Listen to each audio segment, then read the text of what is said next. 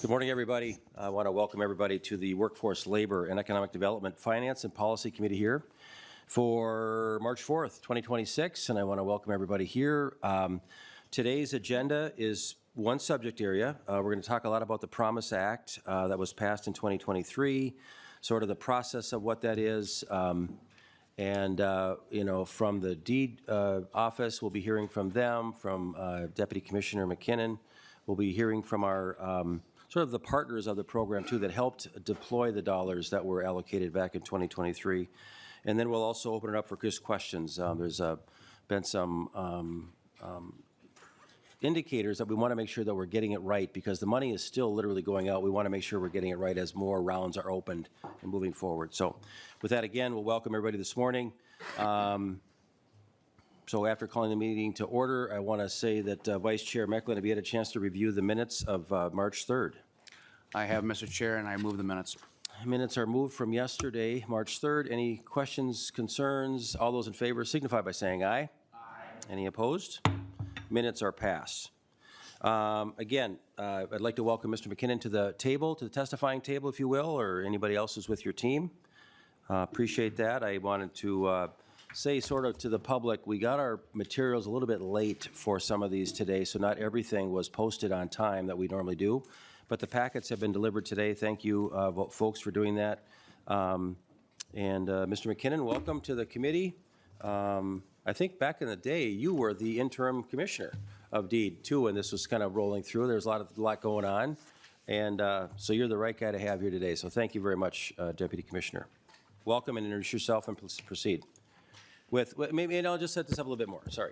Just help us with this, because we didn't have a really good vetted conversation about this in the Minnesota House back in 2023.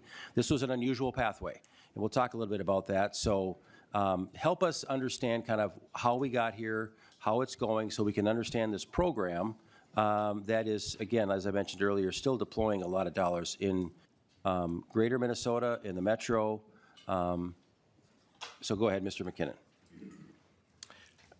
Thank you, Mr. Chair, and good morning, members. My name is Kevin McKinnon. I'm the Deputy Commissioner of Economic Development, and Chair Baker is correct. There was a period of 4 or 5 months in early 2023, late 22 and early 23, where I was the temporary commissioner before our current commissioner, Verilek, joined our organization.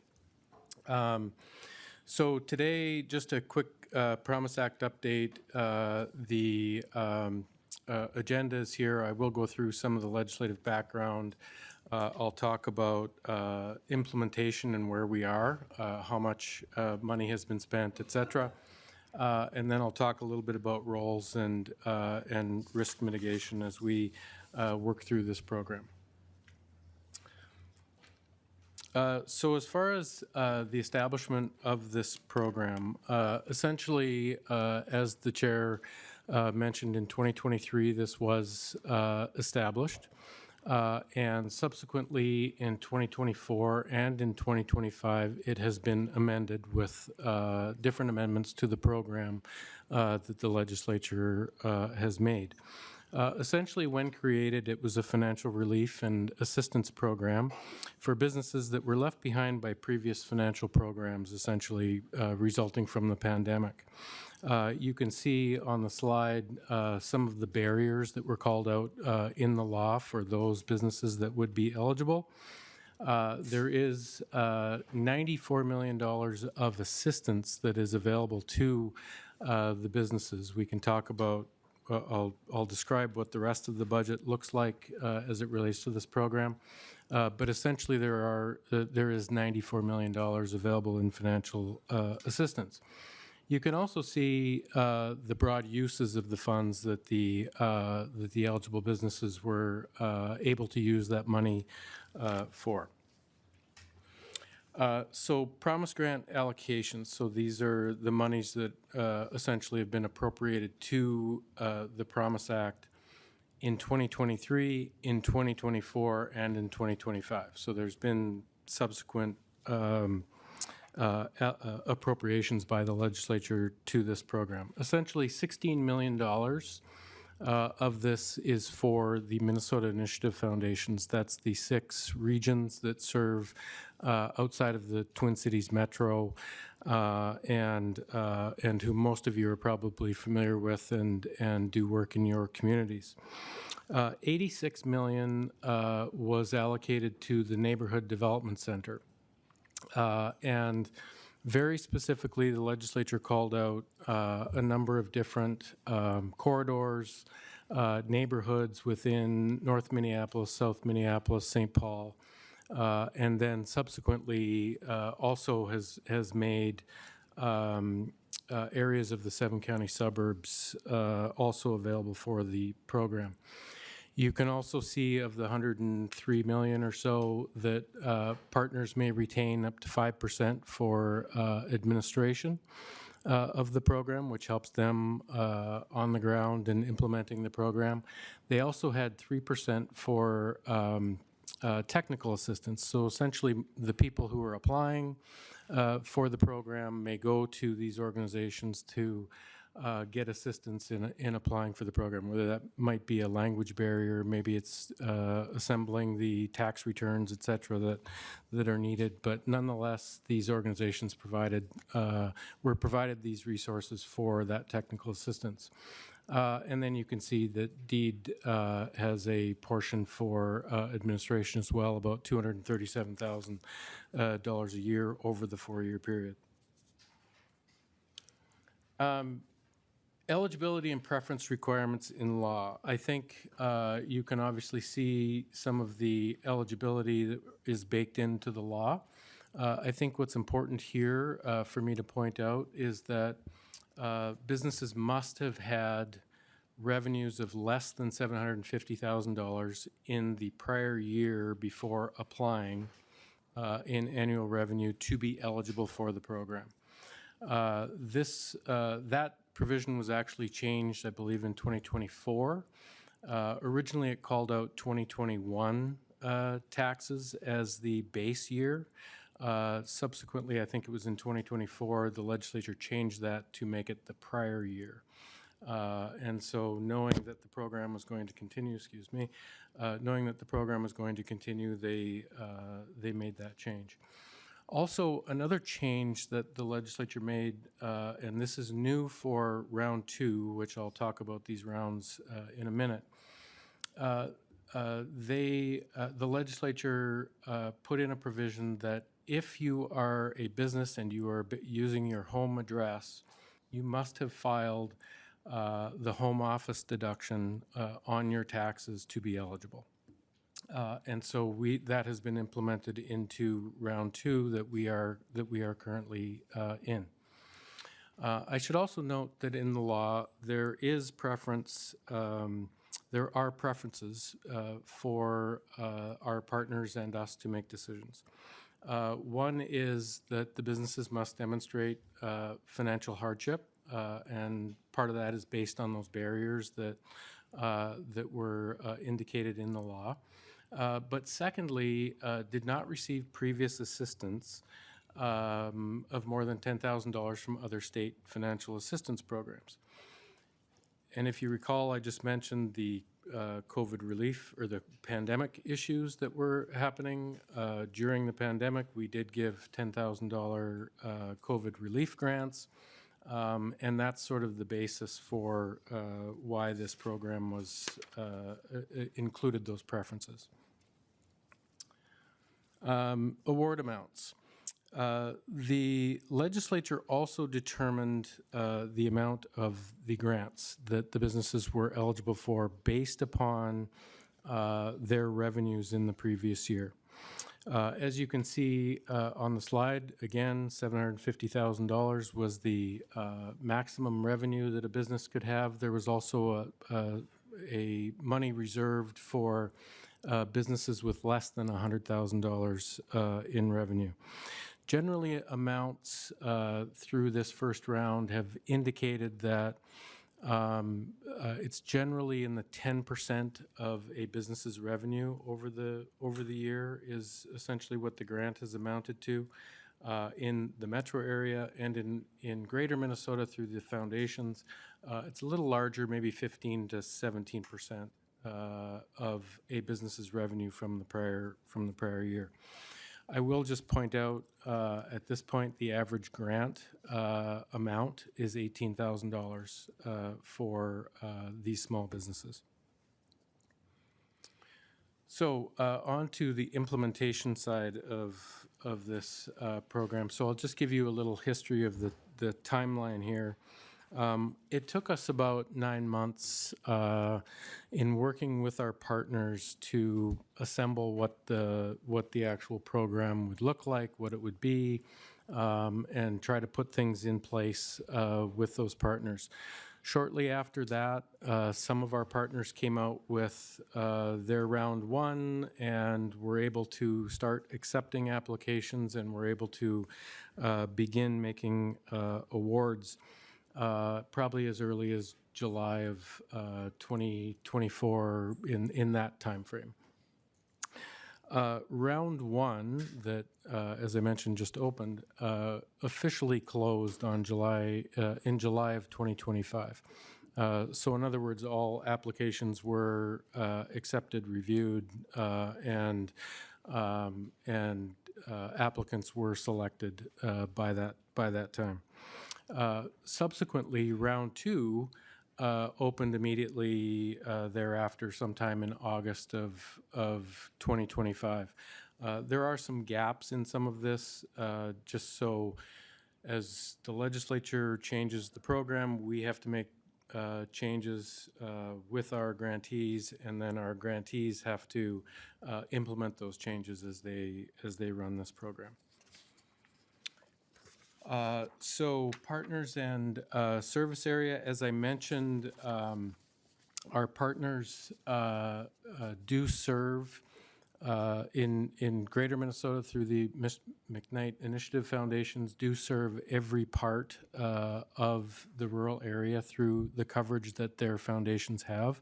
And again, I'll point out in the Twin Cities Metro, and this is for the grant program only, in the Twin Cities Metro, the Neighborhood Development Center is our grantee. So where are we in the awarding of this money? So the story on this slide is we are about 24% of the way through, or $22 million has been awarded to 1,235 businesses as of maybe it was last week or whenever this data was produced. You can see on the slide essentially that we actually have one of our foundations is all the way through their program. Others are still in the process of getting it out. Others are about 50% of the way through. I think what I'd like to point out here is the total allocation, as I mentioned, is $103 million. You can see how it breaks down from administration to those organizations to do the work, how it breaks down from a technical assistance perspective, and then the amount of grants that are available. The green column obviously indicates how much has been awarded, and so that also would give you an indication of what is left in this program, $72 million or something like that at this time. And of course, the 1,200 businesses that were awarded by the regions in which they were awarded.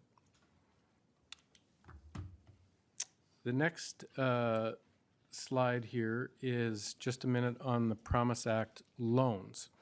So at the same time this grant program was created, there was also a loan program created that essentially followed the same guidelines around who's eligible, the barriers to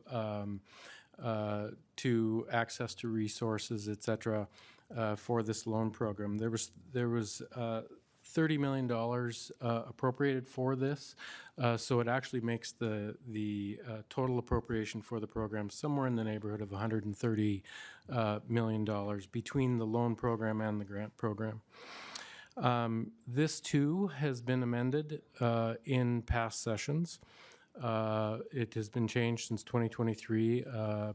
The revenue threshold for a business was increased, I believe, from $1 million in the initial law to now $1.5 million in annual revenue based on the previous year's taxable or revenue that's reported through their taxes. And another change that was made, I'm not sure if it was 24 or 25, allowed these organizations to keep the repayments that they were provided from making these loans to the businesses. So there's $30 million total for this program, and you can see on the chart how it was allocated. In the metropolitan area, in the Twin Cities area, this is done through the Metropolitan Economic Development Association, who will do the loans for eligible businesses.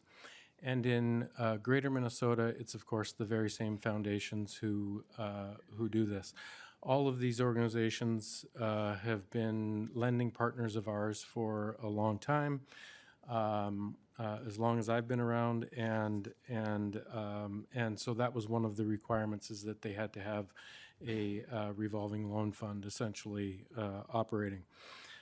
As you can see on the chart, they're about a third of the way through these loans, so about $9.5 million has been lent at this point. So there's roughly about $20 million that is still in the works, and these partners continue to work with businesses in their regions to help them get qualified and/or execute these loans.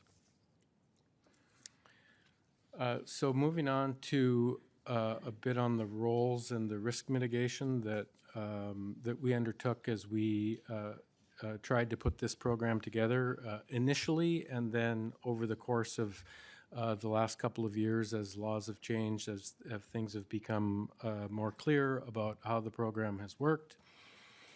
I thought it might be helpful just to give you a sense of what a business does and the steps that it takes and what our organizations do when a business applies to them.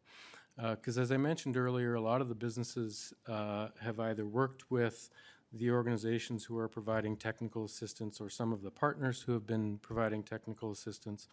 But nonetheless, the businesses do submit all of this information to the partners. They do not submit this to DEED.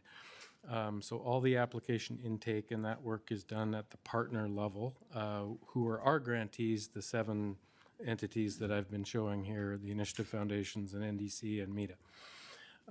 But in order to apply for this program, you have to submit a variety of documentation, as you would expect. That includes 2 to 3 years of tax documentation, other source documentation like photo IDs, social security numbers, employment identification numbers, leases on the property that the business leases, utility bills, et cetera, to verify that they meet the eligibility, that they're located in the geographic area, and that's sort of a first step or first cut as they look at this. Then they must complete an application to the partner organization, essentially attesting as to what how they were impacted, what they will do with the funds, and then upload all of this information to a secure portal that is provided to all of these organizations. Once the business meets initial eligibility checks, that again it's all conducted at the partner level. Then they proceed to the identity and documentation verification process. So what does that mean? I'll just give you an example. In the Metro, NDC uses the same identification tool that banks use. When banks make loans, they verify the identity of the individual and learn a little bit more about their backgrounds, et cetera.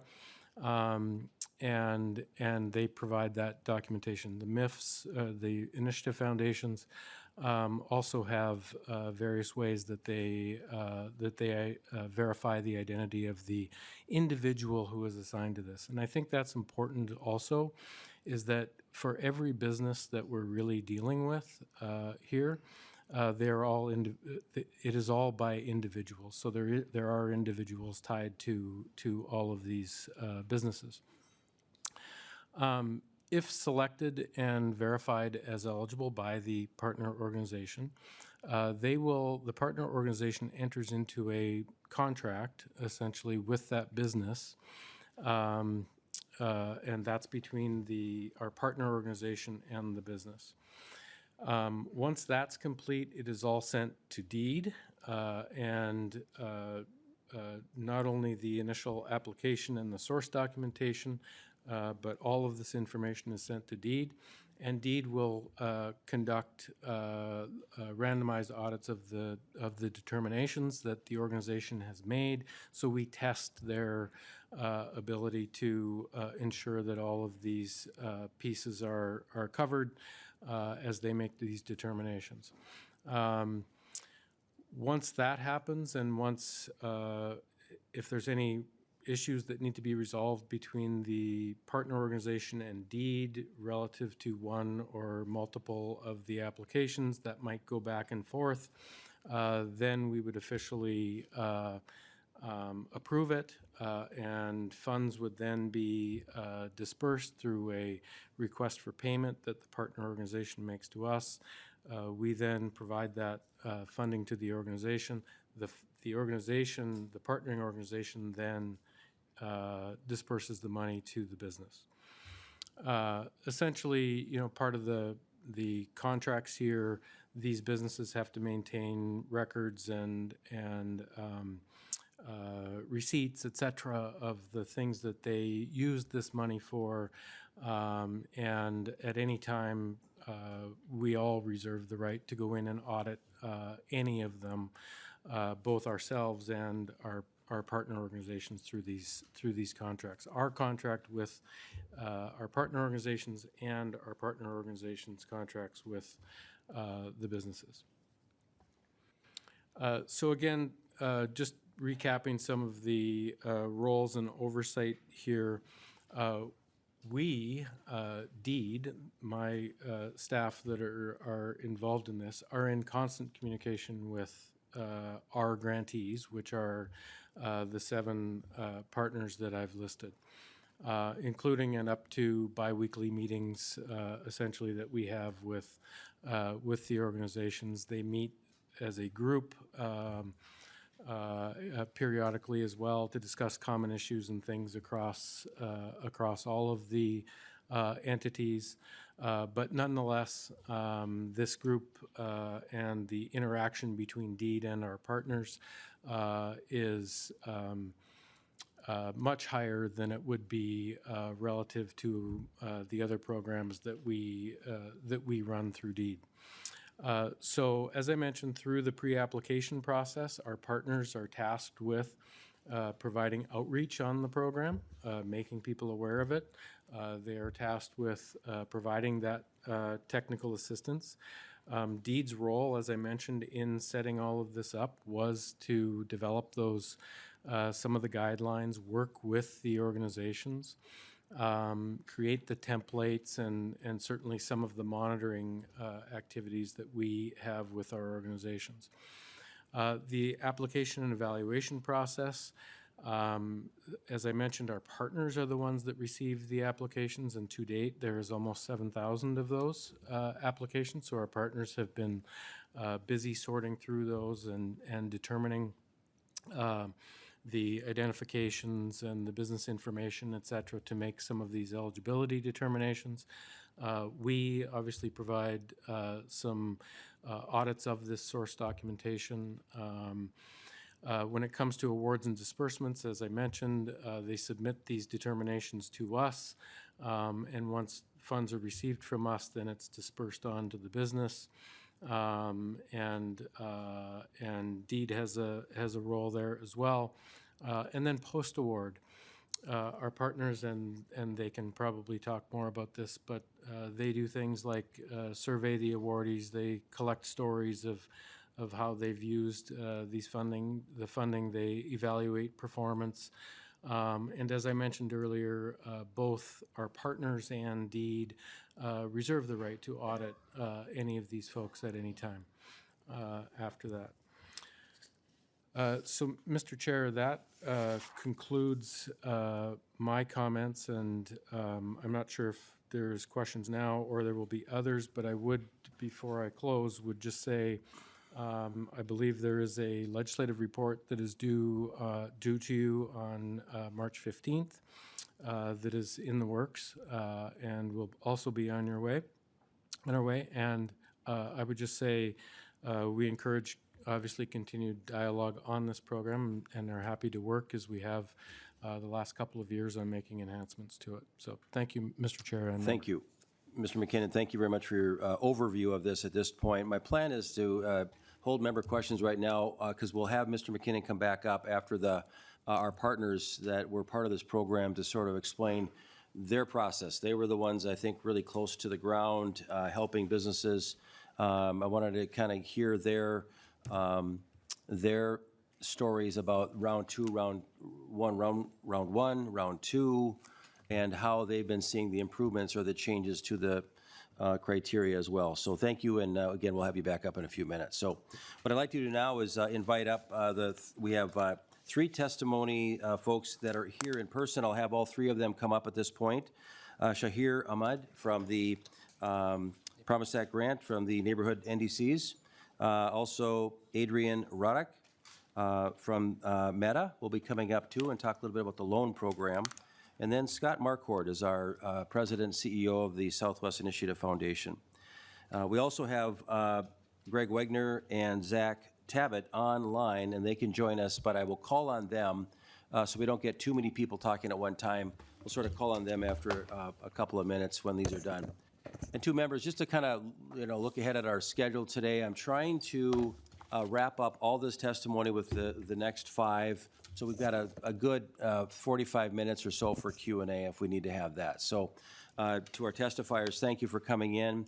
If each one of you want to take kind of like 5 to 8 minutes, and then we'll kind of move along to the next one, and then I'll flip up to the folks online, and then you can be standing here for questions as well. And then again, we'll bring up the department as well. That's kind of my plan today. So welcome. Let's go ahead and get started here. If Mr. Ahmed, you would start the testimony today. Please introduce yourself and tell us, again, the experience of how the Promise Act has worked for your organization.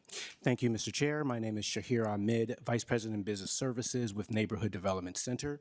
It is an honor, and members, thank you for this opportunity to come before you.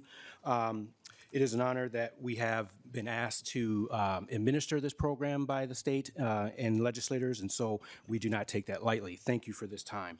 As Mr. McKinnon mentioned, in 2023, the legislation was passed to implement this program, and that was when our organization was asked to provide this service. Members, you should have a handout that looks like this. I will be going through this form. These are the questions, or these are the preparation for the presentation. There's a timeline, if I may, Chair, walk through briefly for the members so that they understand the experience that not only the applicants experienced as they were applying for the program, but also our administration of the program. So as I mentioned, the contract between DEED and Neighborhood Development Center was in 2023. Then we took about 9 months to build out the platform. As you can imagine, to administer a program of this size, we needed to have the right technology in place, and so it took us quite a bit of time to get that technology, the automations stood up to be ready to administer this program. And so that took us between January of 2024 to May of 2024. In June of 2024, we were able to actually launch the portal, and that portal window for applicants to apply lasted between June 3rd and June 30th. So for about just under 30 days, applicants had the opportunity to apply in round one. In between July and August of 2024, we began reviewing applications which we called Stage 1. We had over 3,000 applications at that time. So if you can imagine, within 30 or so or less days, we received over 3,000 applications to review. We began that review between July and August of 2024. Part of that process, and not to get too granular here, Mr. Chair, but part of that process was to have a random selection process. As you can imagine, these funds were very competitive, and so we wanted to ensure that we could, in a fair way, process the applications. As the year continued in our timeline, August of 2024, as Mr. McKinnon from DEED mentioned, we had provided data that we were gathering from the reviews of these applications, and as we shared that data, we were asked to pause so that legislators and DEED could work through interpretation and intent of the law. So that happened during August of 2024. We were then we were allowed to continue processing and reviewing applications, but not to award applications as of yet. Then in October 2024 to January 2025, we were then allowed to disperse those grants for those early applications that were approved. And then that takes me to January of 2025 to June of 2025. We were then being able to disperse grants in the tune of, we had over 651 approved applications from the 3,000 applications that were reviewed, and that was just about under $9 million. Coming to a little more recent time, in July of 2025, as Mr. McKinnon mentioned, the laws had changed in the program, so we needed time to take those adjustments from the law and tweak the program, the technology and our processes, and receive new guidance from DEED. So that was all of July of 2025, and a bit of August. We did some beta testing of that new new updates to the technology based on the new additions to the law. Then in September of 2025, we launched round 2. And our goal we are currently in that round 2 for the Minneapolis-St. Paul program. And our goal for this round 2 is to disperse up to the $50 million, which is a lion's share of what's remaining for the grants. And one last note on timeline from NDC is that we have also been tasked to disperse $3 million into the 7-county metro area. We have begun those conversations with economic department agencies in those areas, and we are beginning to develop the technology to deploy those $3 million into the 7-county area.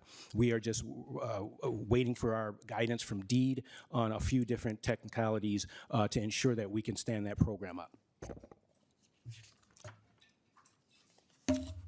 If I can, I would like to take you to, we unfortunately didn't do page numbers, but I'd like to take you to the application process just to dig a little deeper into what the applicants experience in the process that happens, a little further than Mr. McKinnon had mentioned. This is about an 11-step process. In the beginning, applicants are required to begin their application with an email confirmation. As you can imagine, entrepreneurs have maybe several different emails that they may use.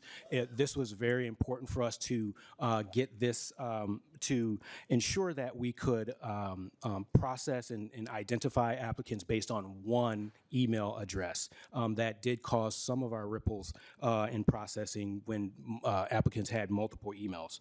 The next step there that you see is stage 1, which is the eligibility confirmation, ensuring that that the applicant meets the criteria that has been placed in law. Stage 2 then is where if the applicant satisfies that eligibility criteria, then they are invited to upload their documents. Mr. McKinnon did mention some of those documents. I'll unpack that in just a moment.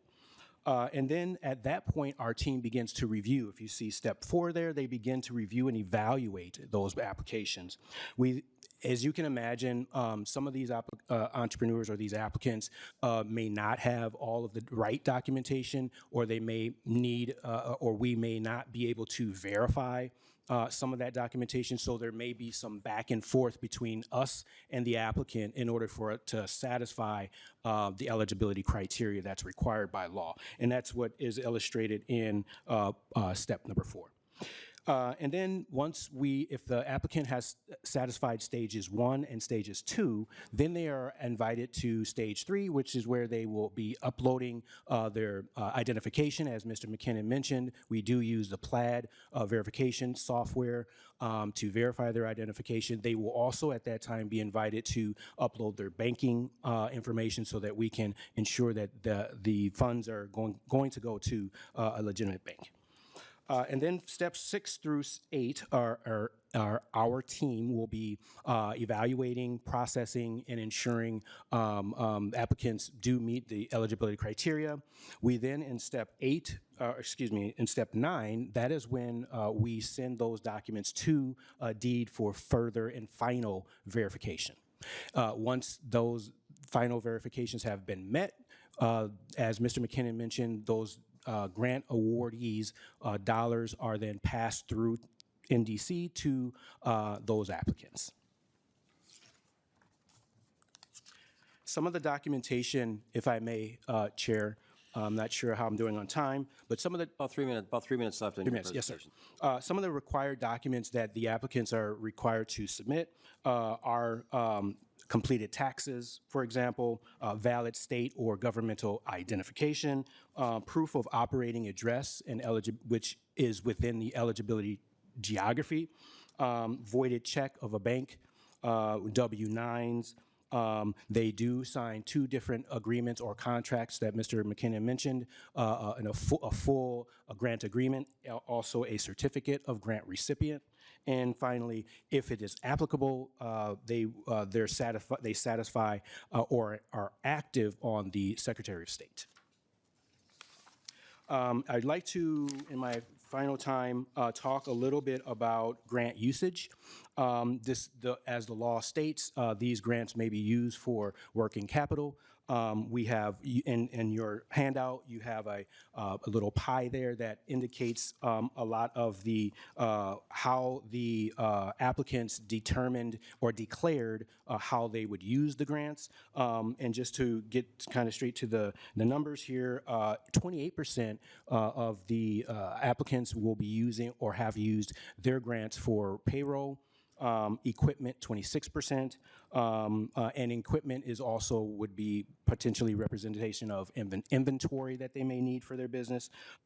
Utilities, 8%, as well as rent, another 23%.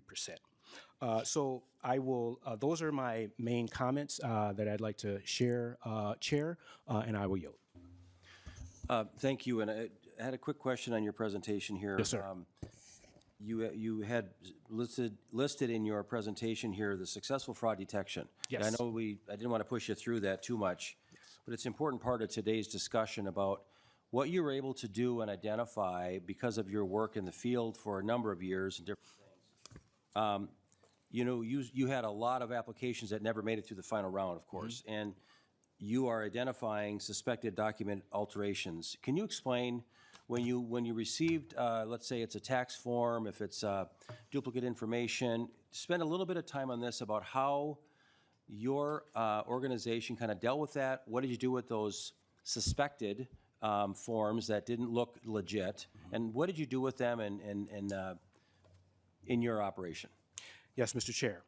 These cases demonstrate that our fraud prevention measures are working as intended and that our team is actively protecting the integrity of the program. So, for instance, to your question, Chair, we did experience misrepresentation of business identification. So, for example, there were some applicants who would impersonate a chain restaurant and would apply on behalf of that restaurant, and we knew that was just not very suspicious and unverifiable. And that was in round one. We had 12 instances of that in round one. In round two, we had over 22 instances where applications were unverifiable. Many shared tax identification or the identification of their tax documents and forms there were inconsistencies. And so you can imagine when not sure how many of you have looked at your taxes or tax forms recently, but if there's very clear that the fonts, the inconsistencies of the information within the tax documents were very glaring. Which allowed us to pause on those particular applications. And then there's a couple other instances, suspected document alteration. We've noticed a few applicants who in round one, for example, would use the same ID, but just with different pictures. And, obviously the height, the weight, the eye color, but you could tell that this was the same exact identification. And so those are some of the instances. And what we've done with those instances, we have shared those with DEED. Those were deemed ineligible, highly suspicious, and unverifiable. And we packaged those applications into a document and shared those with DEED. Thank you. And so DEED has those copies now. Were they ever shared with law enforcement from your operation? No, sir. We've not been asked to do that by DEED. That is not part of our guidance from DEED. Okay.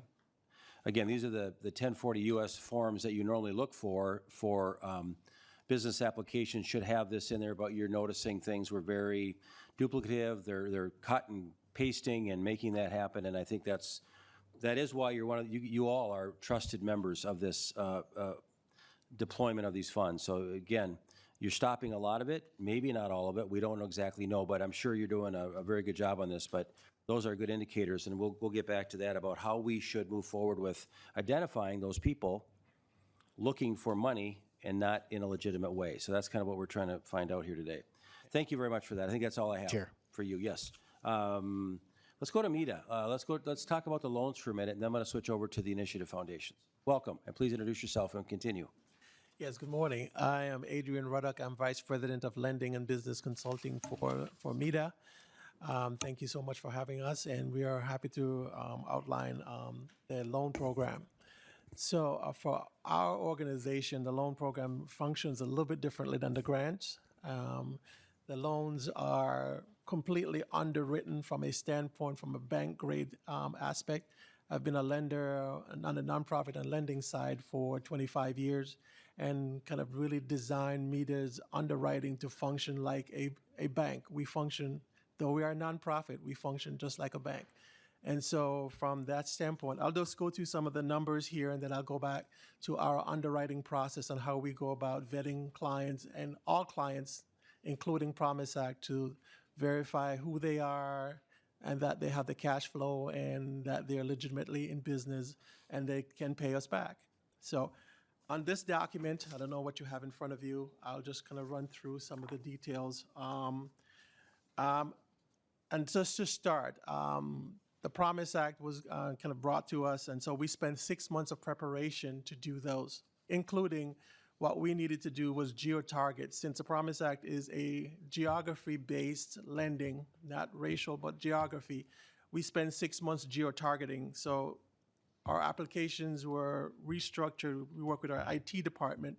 So every loan that came in from a Promise Act had to be in the location. If it's not, then it's not moved forward. We use other programs for that standpoint.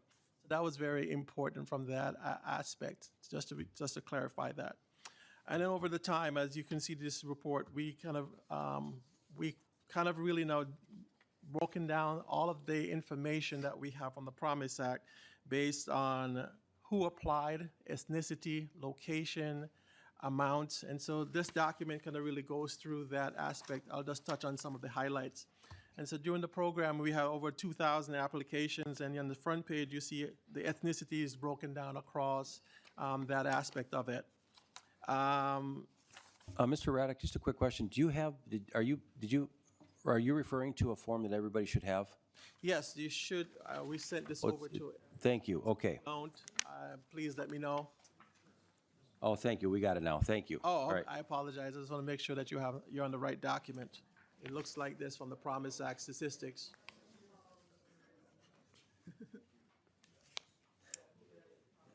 That's one of them. Those are the case studies. It should, there are two. Oh. No, that's fine. I just want to just refer some of these pages. I won't go through everything. But we provide a report like this to Indeed every quarter from this standpoint, how many applications, the breakdown, locations, reasons why. So I want to touch on this page here. It looks like this, and it shows total of non-eligible applicants by reason. And so you see almost 1,000 are not in the Promise Act area, so you have to be geographically there. If your revenues are above the amount, then you can apply. And there's not enough years in business, so you would have to be in business for 2 years. And so this is a kind of a breakdown of that aspect.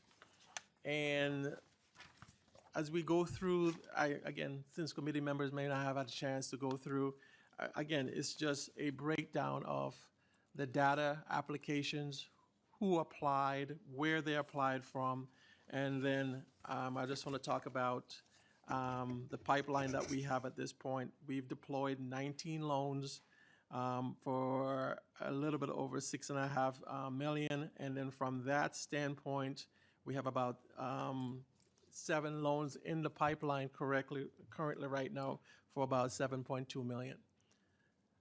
I will talk about our underwriting process because, again, I think that's really important to give some credence and some comfort to you as we vet all clients, including Promise Act. So if you apply, this is commercial real estate. This is not for working capital. So if you apply, we go through the process. We get IDs and everything. It's just like you would go to the bank. Then we run something nationally called CAVERS. And so CAVERS is, from a standpoint, it checks everywhere in the country if you have lawsuits, bankruptcies, fraud, anything like that. If you are caught there, then the loan is denied at that point. So there's a no-go from there. Then we collect bank statements, business bank statements, personal, run your credit, and do everything else from a standard bank, if any bankers are in the room, would understand from that standpoint. Then we underwrite the loan. We go from an analytical standpoint to make sure the business has enough cash flow and the asset itself. So we'll do an appraisal on the building, and we do a physical an inspection. So we have members on our team that will do both an appraisal and an inspection just to make sure that the real estate asset is valuable, and at the same time that the loan to value, that we're not over lending on the value of the property. Then we take that to our loan committee, go through that process, and then once that's kind of really approved by our loan committee, then the loan is closed at a title company because it's real estate. So along that process, it's very difficult for someone to misrepresent themselves as the owner of the property itself, the business's cash flow, their ability to repay. And so we've gone through that aspect. That's for all loans that we ever do, including Promise Act. So we just added the Promise Act as part of our traditional underwriting process from that standpoint. And so again, I'll leave it from there from the standpoint. I know some of you did not get a chance to go through all of these, but again, from that, our objective is to make sure that we are stewards of the finances that we receive, and we take great diligence into make sure that the money is deployed and that we can get it back and then we can redeploy it.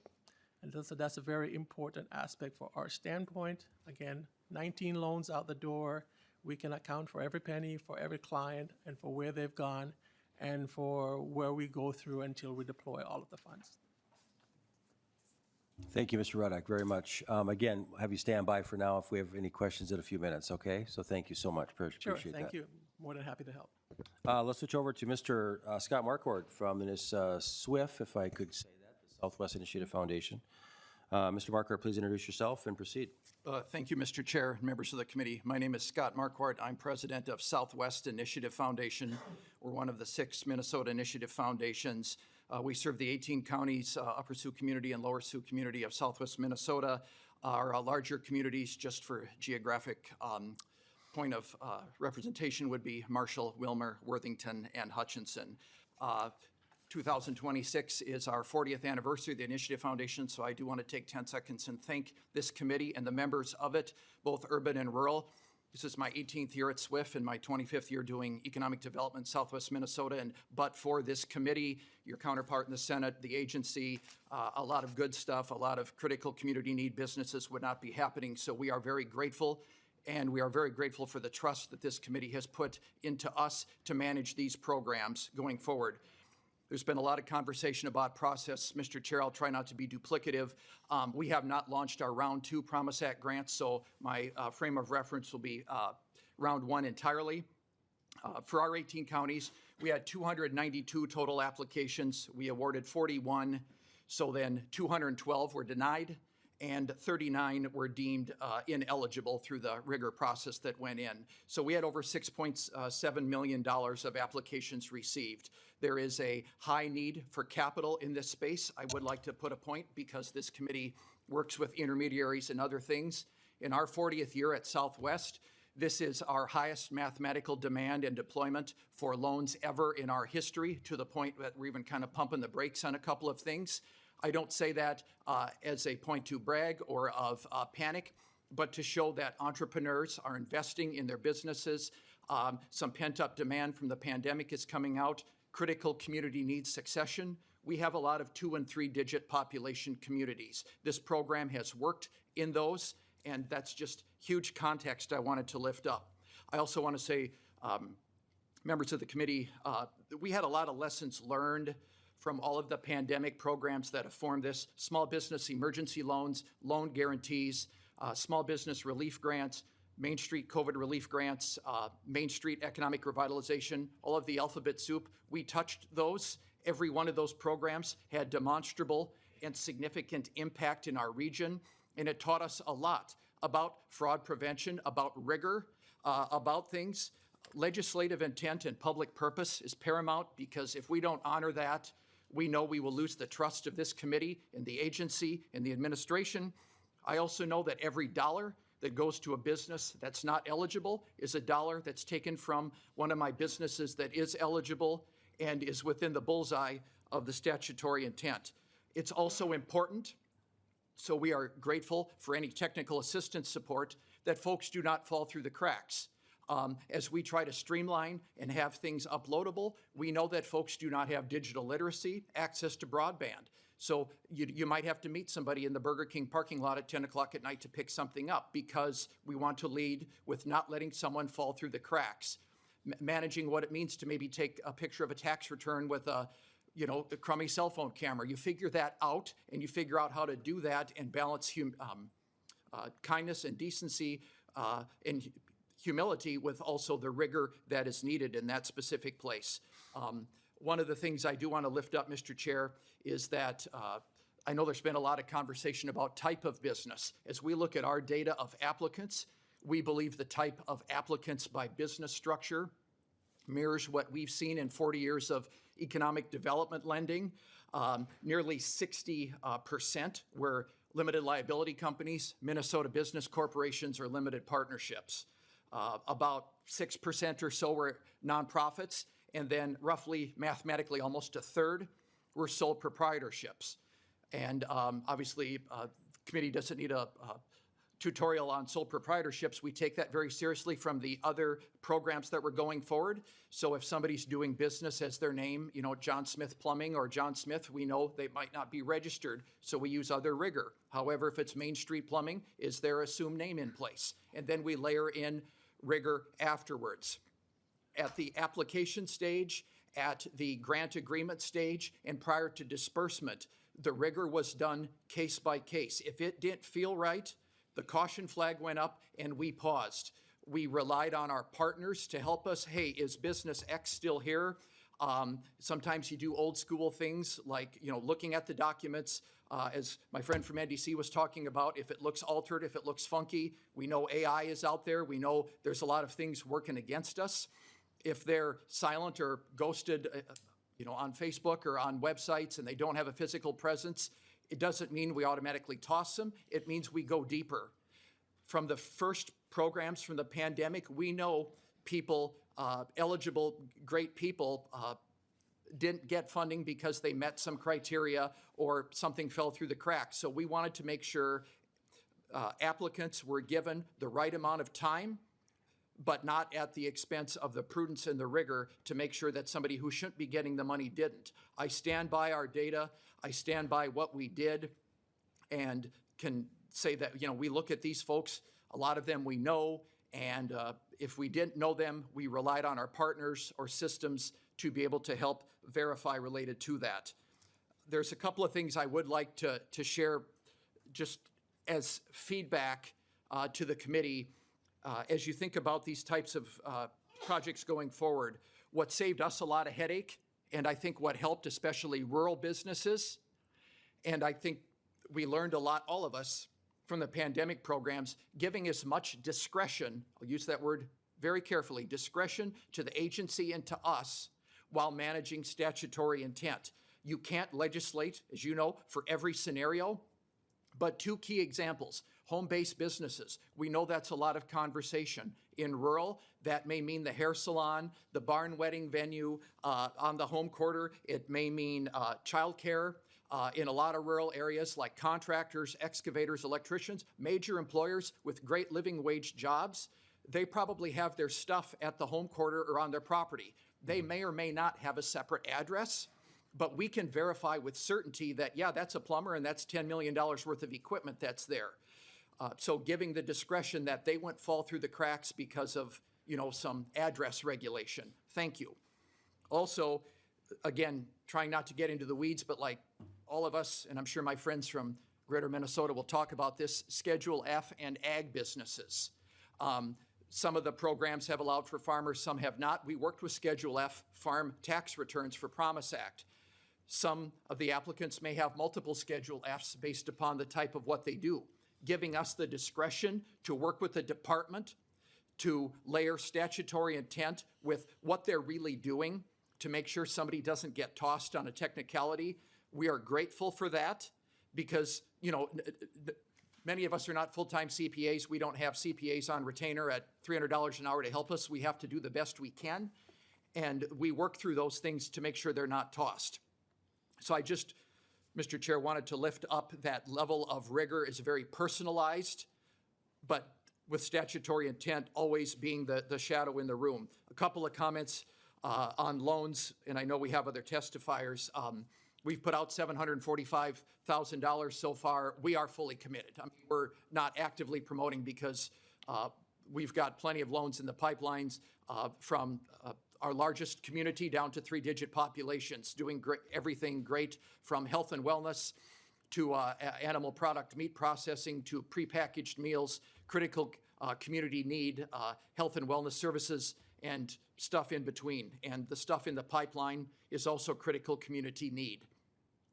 Those have a lot of touch, as my friend to my left talked about, with site visits and inspections, and those are very relational, as any type of loan is, because, again, we want to make sure the capital gets in the hands of people that are doing it. Thank you. Before I close, thank you to this committee, to the Senate, for hearing the feedback about the tweaks that we could make to the loan program, about amortization length, about when the businesses started. I can tell you those appropriate tweaks got some of our funded projects over the finish line that stayed well within statutory intent and allowed us to work with them. It means a lot to us when you hear our feedback, and we look forward to that again. I look forward to any questions, Mr. Chair. Thank you very much, Mr. Marquardt. Let's go over to maybe just real quick before I let you go. as I mentioned over to the NDC partners, you have also some of those suspected fraudulent ones, and you pass those on to D just like NDC does. I can't say with certainty all were passed on. There's a couple, and we did talk with them, but we did not reach out to law enforcement either, but we did have not that either. info. Okay, thank you. We've retained it all. Thank you for that. I'd like to call up Mr. Greg Wegner online, please. Greg, if you could take a few minutes. Again, I apologize for trying to push it along a little bit. We're running a little short on time. But if you could give us an overview of something maybe that hasn't been said, or just kind of reiterate what you are working on as well with your folks up in the West Central Initiative Foundation. So welcome, Mr. Wegner. Introduce yourself and proceed. Thank you, Chair Baker and members of the committee. I appreciate the opportunity to be with you this morning. My name is Greg Wagner. I am the Director of Business and Economic Development with West Central Initiative. We serve the 9 counties of West Central Minnesota as one of the Minnesota Initiative Foundations, and including the White Earth Nation. So as Scott had indicated, our kind of larger communities are Moorhead, Fergus Falls, Detroit Lakes, Morris, and Alexandria. I can say a lot was covered by Scott, so I can really cut my comments short. I will talk about kind of our first round of Promise Act and then roll into where we're at on our second round, and then touch on a little bit on the Promise Act loan program that we are also administering. We had 451 applications in the first round. 173 of those applications met those priority preferences that Deputy Commissioner McKinnon had identified. So they had the financial loss and had not received a lot of financial support previously from the state of Minnesota. We had to turn to the designed randomized selection process and were able to make 52 awards to businesses in the region throughout our counties. And all businesses had received their funding via checks. We chose to mail checks. They had received those by October of 2024. Like the other initiative foundations, we are pretty much on the same timelines for round one. We all launched and pretty much closed at the same time that application window. We were a little more staggered with the 2025 round. West Central Initiative opened ours on December 1st for applications and closed our application window on January 15th. We received 357 applications and are currently still reviewing and doing our initial cursory reviews of those applications. I can already tell this committee that we have again exceeded demand above our capacity to fund, and so we'll likely have to go to that randomized selection again for recourse. We have flagged 11 applications thus far that don't appear just right, and similar to the comments from NDC and from Scott at SWIFT, there is rigor and due diligence, and it's helpful that the volume of applications that the initiative foundations, especially us, have received is we know a lot of these people, and so we want to be extra careful with this funding and the trust that's been put in us by the legislature and the citizens of the state to deliver these programs effectively and as avoiding any fraudulent application funding as much as possible. And so our due diligence is very precise, I would say. And so we've flagged 11 for suspected not existing. That is down from what we saw in the first round, but I would say that the design of the applications is of the fabricated applications is more sophisticated this round. Review has taken a little bit more additional time. And then probably to preempt a question, of course, we're kind of midstream in our review, so we have not forwarded any of these to DEED, nor have we reported anything to law enforcement. Obviously, if that becomes a request, we will obviously comply and turn over all that information that we have related to those applications that we identify are truly fraudulent or fabricated. And then just jumping to the Promise Loan Program, the Promise Loan Program has been a little slower start for us We did wait for those legislative changes really to promote that. So we've funded about a third of our allocation of dollars to date. We have 2 loans that were not reported that we have not closed yet, but we have set aside dollars committed for those projects that will begin in the spring. And how our application process works, and I'm not speaking fully for the rest of our MIF partners, but we have basically a suite of funding programs that folks don't necessarily apply directly to the Promise Act for. They will apply for a general loan program, and we will fit it into the best program that fits that particular project. And kind of one thing I want to note is a lot of our funding, especially on construction or site improvement projects, which is the focus of those Promise loans, exceed our capacity as a sole lender. So we are working with bank partners and serving in a gap funding capacity where the bank isn't able to fund the full loan, and equity available to that business might not fully fill that remaining loan to value need. And so we're coming in with a smaller gap loan behind the bank and using those Promise loan dollars. So we kind of have an extra level of due diligence where our traditional lenders are also reviewing those loans as well. I will actually pause there if there's any questions. Yep, that'd be and it. then I Yeah, thank look you, forward Mr. to Wagner, having for- additional conversation. Thank you, Mr. Wagner, for that. My one quick question before I let you go is, what was your questionable applications in round 1? I know you said there was 11 in round 2. What was in round 1? We had 22 applications in round 1 Thank you. that were identified as questionable, I guess. And, Thank you yeah. for being here today, too. Thank you. Zach Tabbitt from the Central Minnesota Initiative Foundation, if you could please unmute yourself and come online, introduce yourself, and proceed as briefly as you can, please. Thank you. Good morning. Thank you, Mr. Chair and members of the committee. As noted, I'm Zach Tabbitt, Vice President for Economic Opportunity at the Initiative Foundation. We are the Central Minnesota Initiative Foundation, serving the 14 counties and 2 Native nations located directly north of the 7-county metro. I'll keep my comments very high level for you all. Mr. Marquardt and Wagner and Shahir from NDC all hit many of the points that I was intending to hit. As noted by Mr. McKinnon, our team has completed the award allocations for the grant program so far. So examples of the communities where grants were made include St. Cloud, Melrose, Brainerd, Becker, Piers, Mora, Big Lake, and many others. The team's also been deploying our Promise Act loan program. This activity is ongoing in real time. We are approaching our full allocation of lending.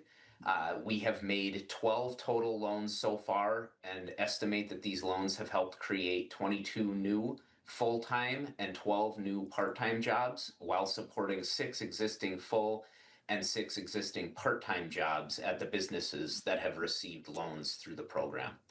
We also estimate nearly $900,000 in additional private investments have been leveraged through the capital stacks for the projects we've been involved with.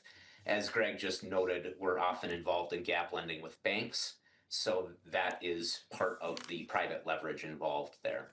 Throughout this process, the Initiative Foundation has served as a regional administrator for that grant program for Central Minnesota, consistent with all deed requirements. The foundation performed all the specific due diligence required by deed for the regional partners for every applicant and submitted those award recommendations that were then approved by deed before funds were released.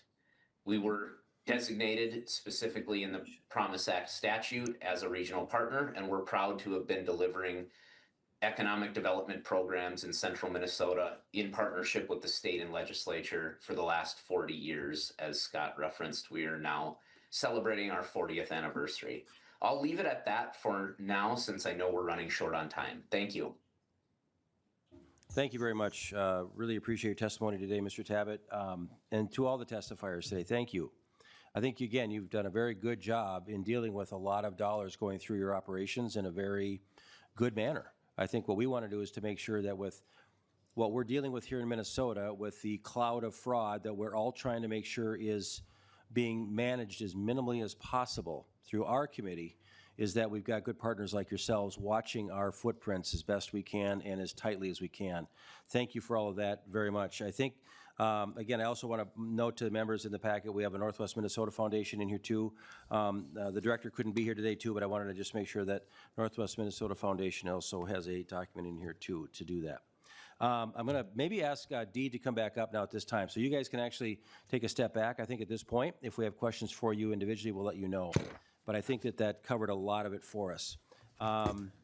With that, I've got a few members that have questions. I've got maybe a question too, just to kind of kick this off with a little bit here. Mr. McKinnon, thank you for coming back to the table. We heard a number of times, again, and through some of the questions that I was asking, and I learned about this when I was kind of preparing for today's meeting, and also just for folks out there wanting to know, the list that all the grantees are and where they were awarded are online. It's public information. You can go online to see who the grantee award winners are on both the NDC side and also the Initiative Foundations. It's all very transparent.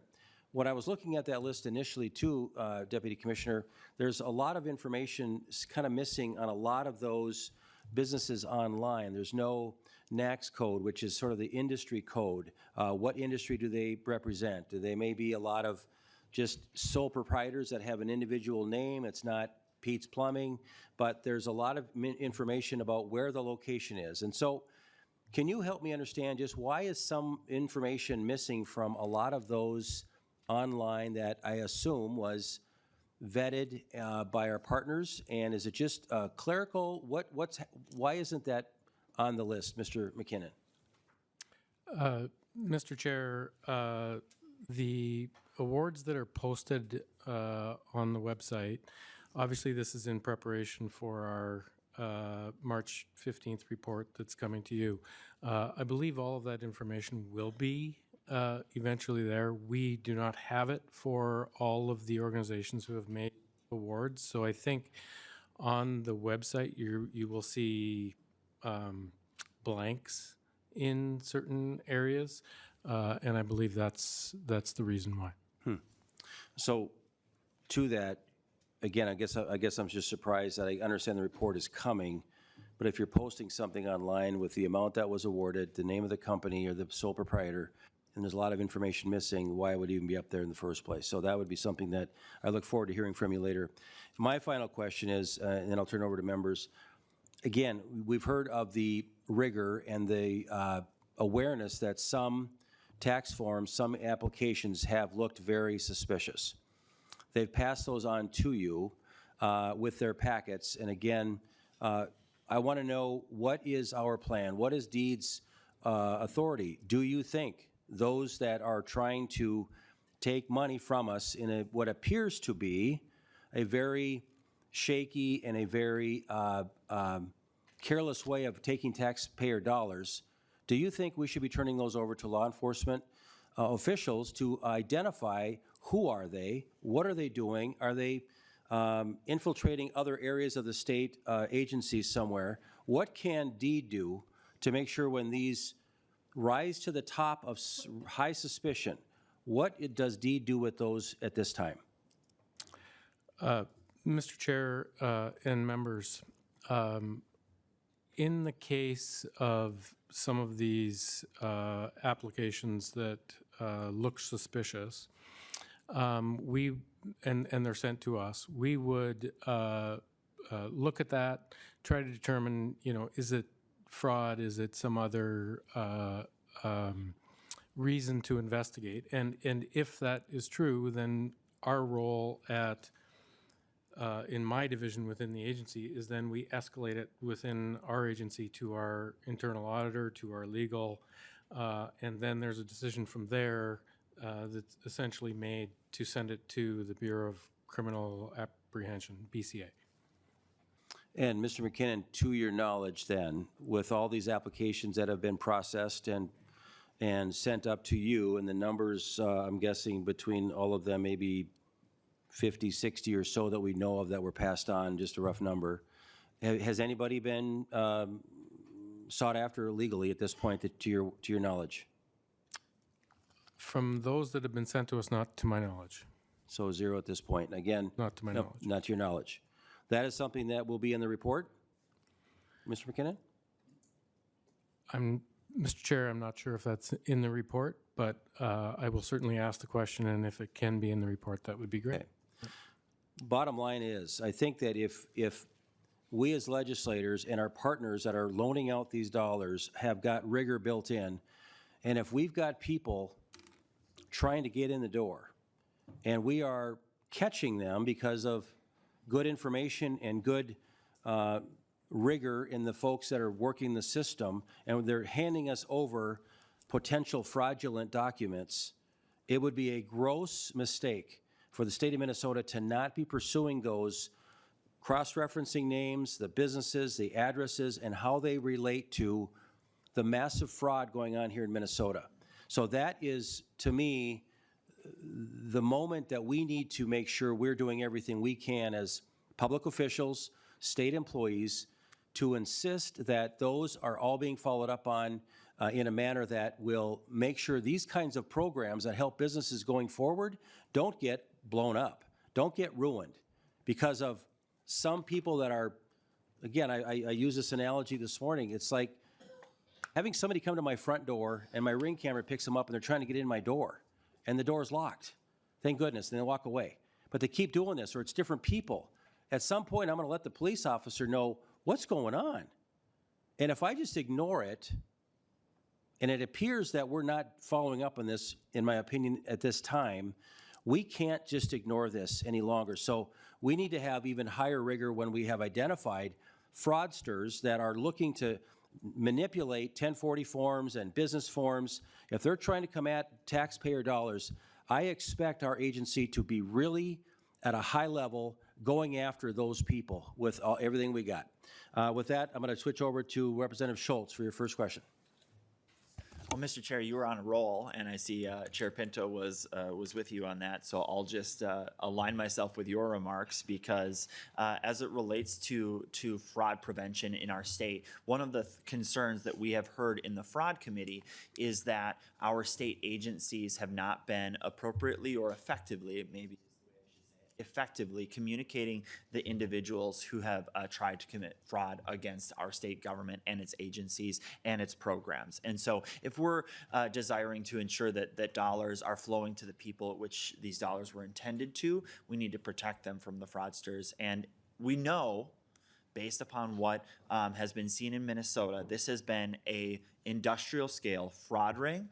And what that means for all of us and for this conversation is the people who could be potentially identified here are quite likely to be the same people who are found in other programs, potentially, directly impacting our Medicaid dollars. And when we consider as a legislature for this session and to our Ways and Means co-chair, when we're considering the things that we need to do to get our error rates down from the federal government because of H.R. 1 last year and the fraud rates, these are things that are incredibly important to us. So I appreciate your comments there. So let me just turn to you, Deputy Commissioner, then, and seek to understand here. KSTP reported that the Housing Care Incorporated received a $33,500 award, and but had also billed Medicaid $4 million going back to 2023.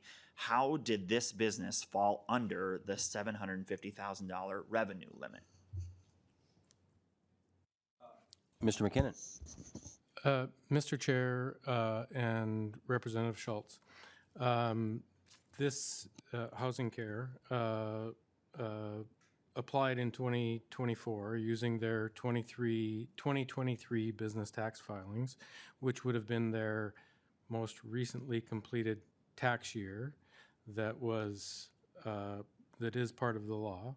And based on the program's income threshold levels, this business would have received an amount commensurate with their revenue reported from the 2023 tax return. Representative Schultz. Thank you, Mr. Chair. I'll mention this general concern that one of the things that we're seeing in the way that our Medicaid-funded programs are being defrauded is that in one instance, you have a business set up at a given site. They are charged with and potentially closed due to things related to fraud, shut down one day, restarted and opened the next day under a new name at the same site, providing the same service, also billing Medicaid. So for your agency, I want you to be very cognizant of that, because if this program is meant to continue under its current guise, I'm concerned with how this could play itself out. That same question then, similarly, or a similar question would be in regards to the B&M Vital Home Care, which KSTP reported on as well, which received $47,000 but had their license with the state revoked for client safety before the grant window opened. Tell me about that one. Tell me, is there a concern with that application and the approach to that? And Deputy Commissioner.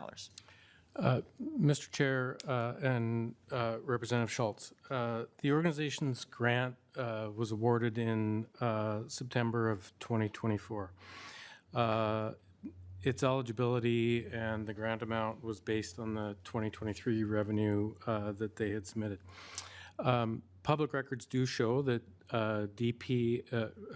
DHS took action against this organization sometime earlier in 2024. I believe it was April. But during that time frame, the business appealed, and during the appeal timeline, apparently the business continued to operate until it was officially revoked, I believe around the same time in 2025, April of 2025. Representative Schultz, follow up. Thank you, Mr. Chair.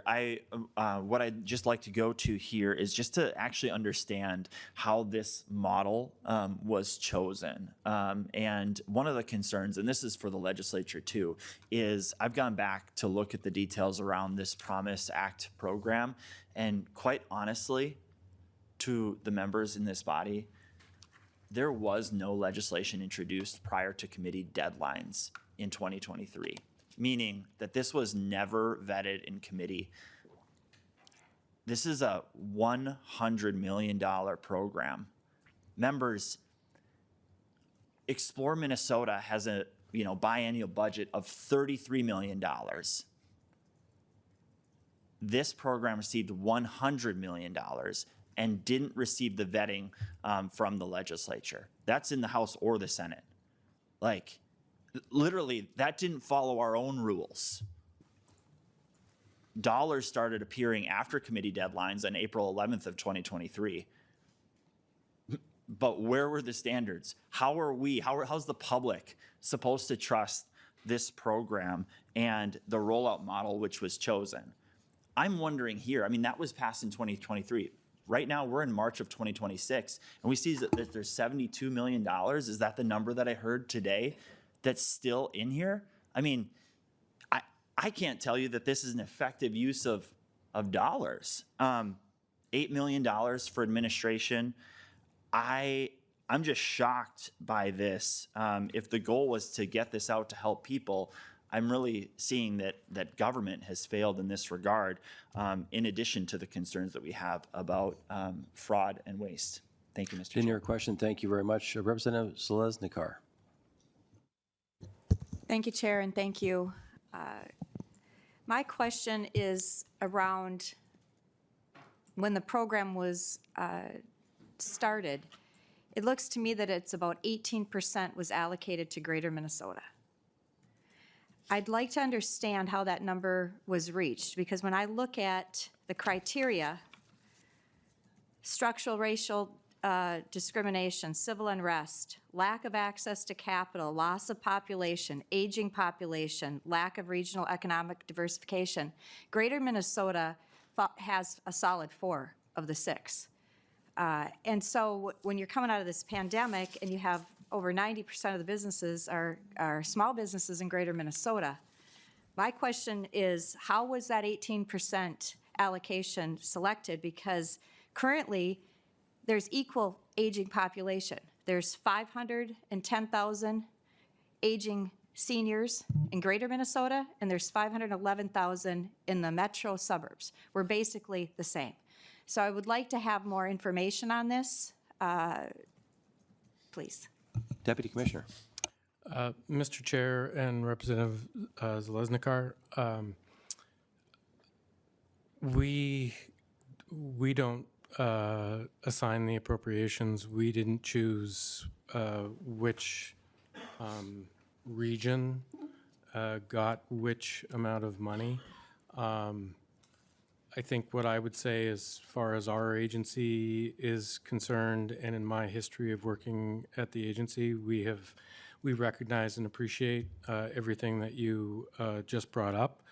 And we have worked through various programs with the legislature, et cetera, to ensure that funds are going to address those issues in greater Minnesota. So I can't give you the reason why it was 16 million versus 76 million or whatever the number is for the metro area. But that's something that you as the legislature decide and appropriate to us. And Mr. McKinnon, before I give it back to Representative Zalesnikar, weren't you there, though, to help draft this language for this bill, to help the legislators at that time? Mr. Chair, yes, there was, as if you recall, there was a lot of language that was going through the legislature at that time, a lot of new programs, et cetera. And so to the extent that we could contribute to it, does the legislature take all of our advice all the time? The answer is no, which we appreciate, and is part of the process. So were we there? And I believe our history and how we have interacted with Greater Minnesota over the years would probably indicate that, of course, we bring it up. Again, just what was concerning here, and again, Representative Schultz brought it up too, that we didn't have that same vetting through that process that year. And again, a lot of this took place after committee deadlines in conference, and that's where the smaller bills that had been dragged along, or to talk about some of the relief needed in some very smaller areas, very specific, completely changed in the conference committee. So I'm sorry, back to Representative Zalesnikar. Thank you, Chair, and thank you for that information. I sat on the committee in '23, and I don't remember any conversation. And I represent the largest county in the state, St. Louis County.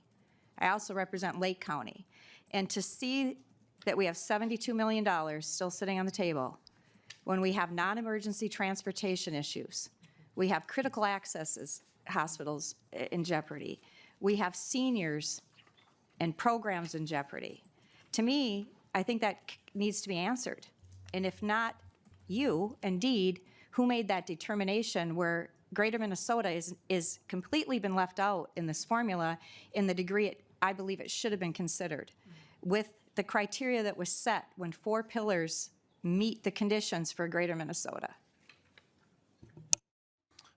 Thank you. And again, I think that there are a number of dollars still yet unencumbered in this program, Representative, so we can also, as legislators, look at this and look at what the future looks like, too. So next is Representative Wayne Johnson. Thank you, Chair Baker. Question I have is maybe a follow-up on some of this. Thank you for the presentation. Was you mentioned that prior year the one company had sales underneath the criteria, and then the next year. The process for seeing if they qualify and if they're underneath that, are you seeing financial statements and bank statements and then ways to prove that they're actually underneath that 750? Deputy Commissioner? Or yeah, NDCs can come up here. Mr. Ahmed. Thank you, Chair. We use 2 years of taxes, and it helps us determine the year-over-year loss that is described in the law. Okay, thank you. I have a few questions. Representative Johnson. So then the other question I had was, one of the other questions is, and maybe I missed it in here, but There isn't, if I read correctly, you haven't been going back yet and seeing if the money has been used for that purposes because you don't have enough ability to do that. Is that correct? Deputy Commissioner. Mr. Chair and Representative Johnson, as of now, we have not gone back. As I mentioned, we do reserve the right to do that. We will be doing that on our random samplings or that we get. We have not instructed the partners to go and collect that information as of yet.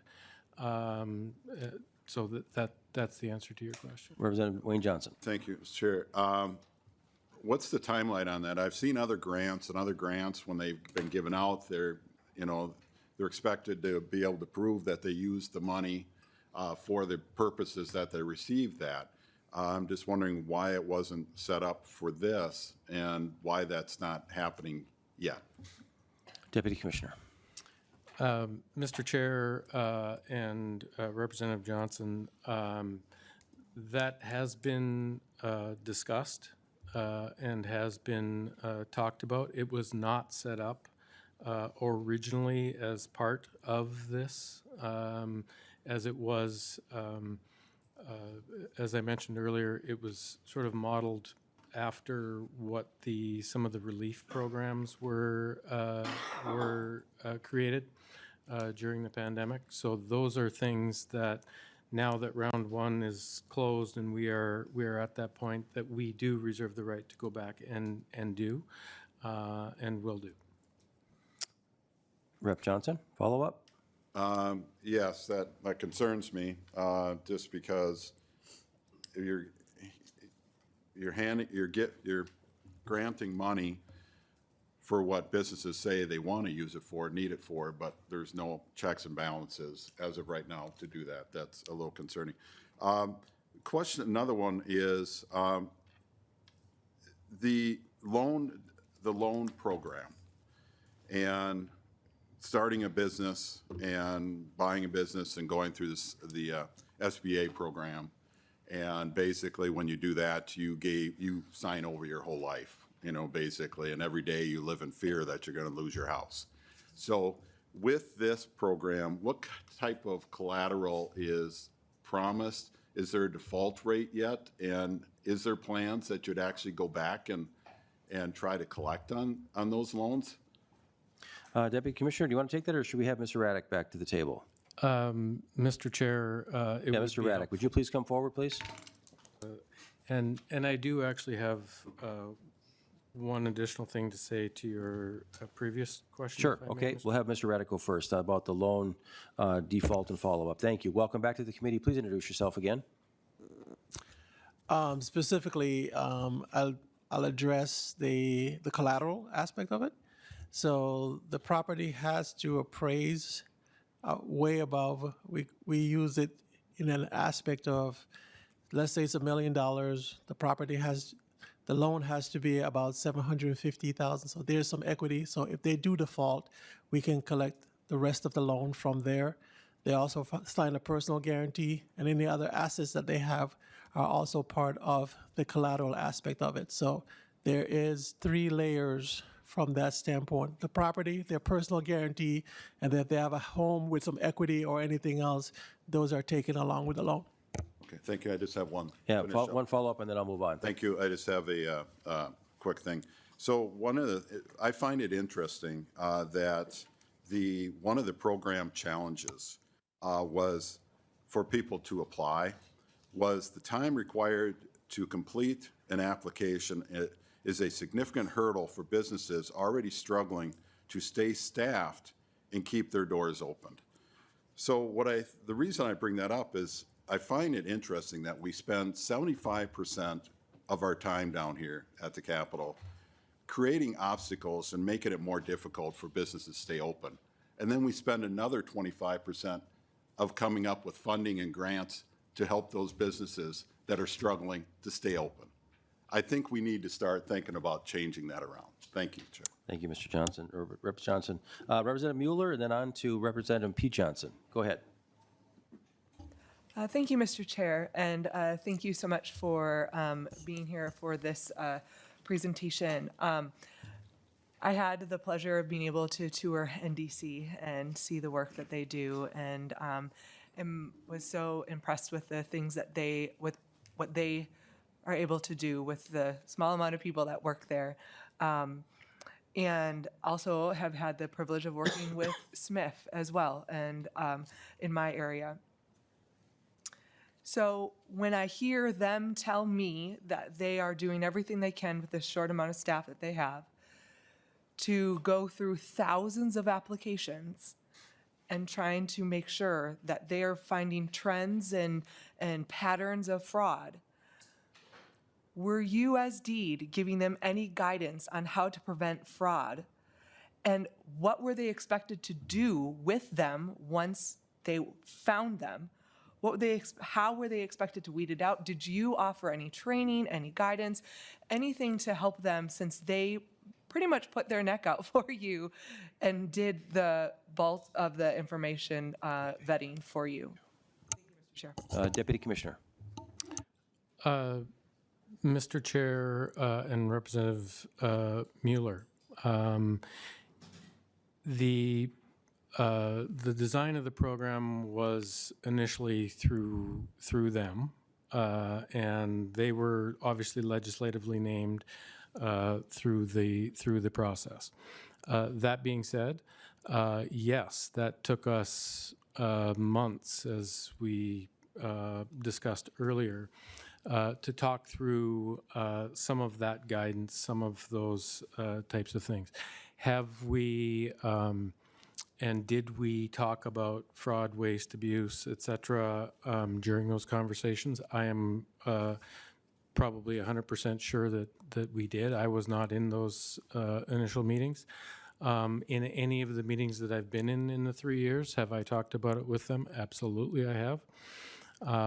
And so to the extent of what guidance that we could have provided them, I'm sure we did, but I can't give that to you off the top of my head because I wasn't there. But I could ask some of the folks who may have been there at those presentations. Mr. Chair? Sure, real briefly, please. Yeah, Mr. Chair and Member Mueller, we have received from third parties training and for fraud awareness, for readiness and response trainings as well. And as Mr. McKinnon has mentioned, in all of our meetings with DEED that we have standing meetings, we are discussing how to identify and how to best mitigate what we are finding. Representative Mueller, any follow-up? All right, thank you very much. Representative Pete Johnson. Thank you, Chair. First, thank you to the organizations that came and talked about the work that they're doing in their communities. I know that this is something that's really important, and really appreciate the scrutiny that you guys have given it and the seriousness that you've taken in managing taxpayer dollars. You know, and to kind of follow up on Rep. Wayne Johnson's point of like checks and balances, ensuring that they're doing the things that they say that they're doing. And with this Promise Act, the max is $50,000 that an business can receive. Do we have any checks and balances to do that same thing, ensure that companies are doing what they say they're going to do with a lot of the massive tax breaks that different corporations get, or the subsidies that they get to bring businesses in, to ensure that they're doing what they're saying that they're going to do, or is this scrutiny only applied to these smaller businesses? Deputy Commissioner. Mr. Chair and Representative Johnson, the Promise Act is obviously a separate piece of legislation relative to some of the other programs. I'll talk about some of the other programs in a minute and what we do. But this was the Promise Act was not designed as a reimbursable program or a match program where businesses have to demonstrate that in order to get it. The other piece that I would just tell you is these grantees have 12 months in which to spend the award. And so we're almost in that 12-month period at this time. So that hope answers the first part of your question. The second part of your question relates to larger companies, larger agreements. We have a whole separate way that we deal with those types of companies that receive an amount of program assistance either through a forgivable loan or some type of project like that. Each one of those businesses would sign what's called a business subsidy agreement. In there is very specific goals and what happens if there is a default or something like that. So I can tell you with 100% certainty, do we go after those businesses that default or have problems in there? Absolutely. Do we chase them around the world? In fact, I have, yes. Representative Johnson. Thank you, Chair. No, I appreciate that, and this broader conversation of looking out for our public dollars and taxpayer dollars to make sure they're going what they're intended to do, and to make sure that we're not just focusing on smaller businesses like this, but we're focusing on those large businesses that also get a huge amount of our dollars sent to them. So thank you. Thank you for that. Representative Bakeberg. Thank you, Mr. Chair. Thank you to the partner businesses. Thank you for DEED for coming in, or the partner organizations. It was encouraging to hear the thorough vetting that it seems that you guys are doing across the state to ensure that we're being good stewards of taxpayer dollars. One of the biggest questions that I have heard from constituents over the last few years is, what in the world happened to an $18 billion surplus? So, and if I'm understanding right, one of the things that we had $100 million put into this Promise Act, and 28 million is out the door in different types of, through the program. So we have about 72 million on the bottom line still available, roughly. Is that an accurate assessment of where the fund is at now? Deputy Commissioner. Mr. Chair and Representative Bakeberg, that is accurate with the math that you're using for the grant program, and then on top of that is the loan program, where there's another $20 million or something that has yet to be encumbered and out the door. Yep. And I'm going to pull in here quick, just when the round two monies are certainly out to the MIFs right now, or NDCs, those are not awarded directly yet, but they're encumbered to those agencies. So I would say roughly the number is a little closer to around 50 million. It's not encumbered at this point. Representative Bakeberg. Thank you, Mr. Chair. You actually answered my next question, so thank you. You read my mind. I know we're running short on time, but yesterday in Education Finance, we talked about measuring and how oftentimes here in St. Paul we measure outcomes, and we often do that by measuring what we send out, and we don't evaluate effectiveness of it. And Representative Johnson was touching on that. So I would love in the report that you bring back, I know we have some stories, but trying to look at some longitudinal data of the effectiveness of this $120 million that has gone out through grants. Because, Representative Zelenskar talked about senior care. We have huge needs across the state of Minnesota. One of them that I'm passionate about is school security. We need one-time dollars for school security grants to go out to keep our kids safe in schools. So if we can look at opportunities where money is not encumbered, we as committees, we as the legislature should be looking at how do we effectively use taxpayer dollars?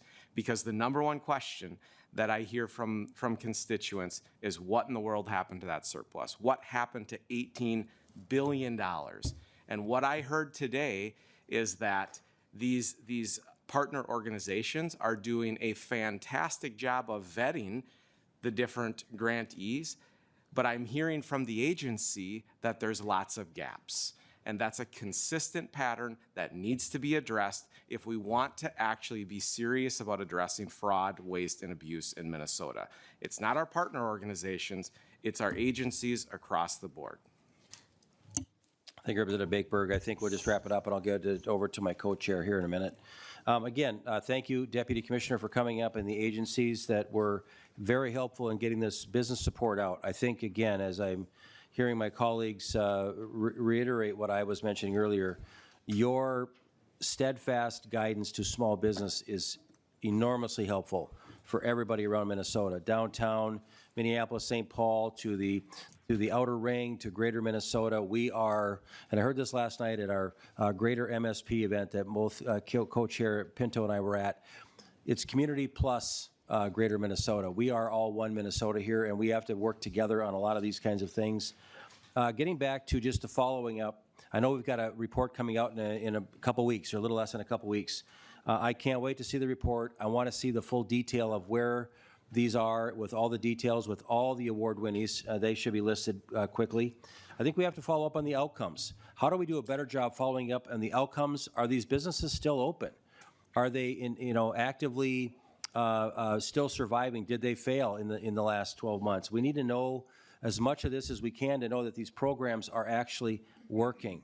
And then also we have to find out, why are we not taking the fraud more seriously? When we get something handed to us on a silver platter by the partners that we're asking to bring that to us, if we are not getting those to law enforcement sooner than later, I don't know what we're doing. That is a complete failure on our part, and I hope that that's going to be part of your either recommendations, Deputy Commissioner, or whatever that might be, but we can certainly have more follow-up of that in the future. So again, this was an important meeting for us to have, members, because this was not vetted properly 2 years ago when I sat on this committee, and this did not come up in any kind of scope of this at all. To my co-chair, Rep. Pinto, a little preview about tomorrow. Yeah, thank you so much, Mr. Chair. And I maybe will note that I know that this passed through the House at the same total amount of money, but name changed a number of things. I actually think it became more favorable to Greater Minnesota in conference, but further conversations we can have. Tomorrow we'll be having a presentation discussion on misclassification of workers, of employees as independent contractors in a way that doesn't just hurt workers, actually hurts other employers through unfair competition, and also taxpayers and government. Looking forward to the conversation. Thank you, Mr. Chair. Thank you, everybody. That concludes our agenda for today. We are adjourned.